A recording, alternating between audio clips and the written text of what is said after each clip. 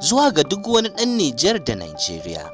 Idan ka kasance ɗaya daga cikin al'ummar waɗannan ƙasashe biyu da na ambata, to don Allah karka wuce wannan bidiyo ka tsaya ka kalle shi daga farko har zuwa ƙarshe. Kafin na kai ga maudu'in yin wannan bidiyo, zan so mu san waɗannan ƙasashe ƙwaya biyu. Babu shakka ƙasar Niger da Nigeria ƙasashe ne da suka jima da dangantaka ko na ce alaƙa tun shekaru ɗaruruwa da suka shuɗe. Ma'ana tun kafin zuwan Turawa ko kuma Faransawa da suka yi mana mulkin mallaka. Muna da kamanceceniya da juna ta ɓangaren addini, al'ada da ma suturin da muke sanyawa. Tun tasowar mu ko in ce tsawon shekaru kenan ba mu taɓa jin wani abu da ya faru tsakanin waɗannan ƙasashe ƙwaya biyu ba. Ya kasance akwai mutuntawa, akwai martabawa da kuma girmamawa a tsakanin waɗannan ƙasashe ƙwaya biyu.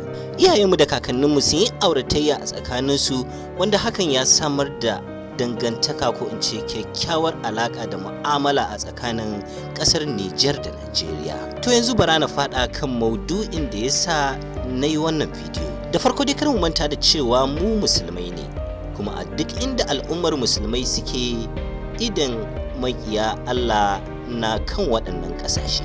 Suna bin hanyoyi, dabaru da kuma salo iri daban-daban wajen ganin sun gwara kawunan irin waɗannan ƙasashe. To kar mu manta da cewa mu ma muna daga cikin irin waɗannan ƙasashe. Dalili kuwa shine mafi yawancin al'ummar waɗannan ƙasashe musulmai ne. Suna iya ɓata lokuta da kuɗaɗe masu yawa wajen ganin sun cimma burukansu. A gaskiyar magana suna da wakilai a cikin al'ummominmu. Wasu sun kasance daga 'yan siyasa, ma'aikata, 'yan kasuwa, sarakai, 'yan kwallo, celebrities da duk wani mai karfin iko. Sam kar mu yadda mu ba su dama ko kofa wajen ganin sun tarwatsa kawunanmu. A kwanan nan wata masifa ta kunno kai daga manhajar TikTok wanda ta zama masifa a ƙasar Hausa baki ɗaya. Kiran mu anan shine kar mu yadda wata manhajar zamani ta zamanto silar rarrabuwar kawunanmu.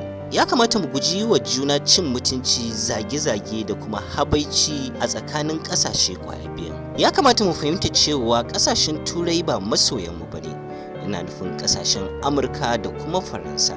A zahiri ne suke nuna suna son mu, amma manufarsu shine tarwatsa kawunanmu. Allah ya sa mu fahimta, mu kuma zamanto masu haƙuri kamar yadda addinin Musulunci ya koyar da mu. Najeriya da Niger al'umma ɗaya ce. Kuma da haka muka zo ƙarshen wannan bidiyo, da fatan zai zamanto mai amfani a gare mu. Kar ku manta da yi wa bidiyon sharing da kuma liking domin hakan zai ƙara mana ƙwarin gwiwa.